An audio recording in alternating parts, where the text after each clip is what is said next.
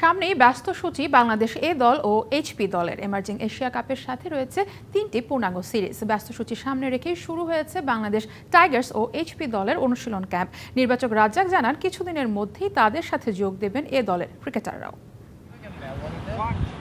জাতীয় দলের বাইরেও চলতি বছর ব্যস্ত সূচি টাইগারদের। বাংলাদেশ এ দল, টাইগার্স ও এইচপি টিমের ক্রিকেটাররা 3টি আন্তর্জাতিক সিরিজ সহ খেলবে এমার্জিং এশিয়া কাপ। আগস্টে এই পূর্ণাঙ্গ সিরিজ খেলতে পাকিস্তান সফরে যাবে বাংলাদেশ এ দল। এরপরই এইচপি ও বাংলাদেশ টাইগার্স মিলিয়ে একটা দল যাবে অস্ট্রেলিয়া। আর বছরের শেষে এ দলের সাথে সিরিজ খেলতে বাংলাদেশে আসবে নিউজিল্যান্ড।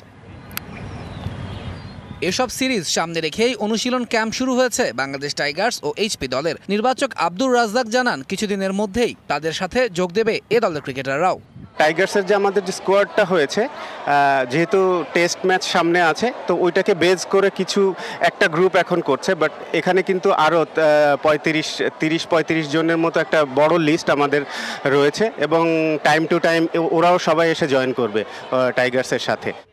অস্ট্রেলিয়ার কন্ডিশনে এ দলের পূর্ণাঙ্গ সিরিজটায় বেশি গুরুত্ব দিচ্ছে বিসিবি। লঙ্গার ভার্সন ক্রিকেটে দেশের পাইপলাইন মজবুত করতে এই সিরিজ বড় অবদান রাখবে বলে মনে করেন রাজ্জাক।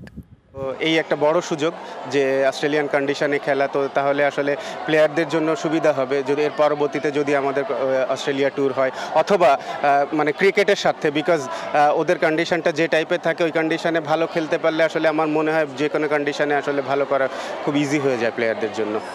ফিটনেস থেকে শুরু করে স্কিল, অনুশীলন ক্যাম্পে সব ডিপার্টমেন্ট নিয়েই কাজ করছেন ক্রিকেটাররা। তৌহিদুল ইসলাম, ডিবিসি নিউজ ডেস্ক।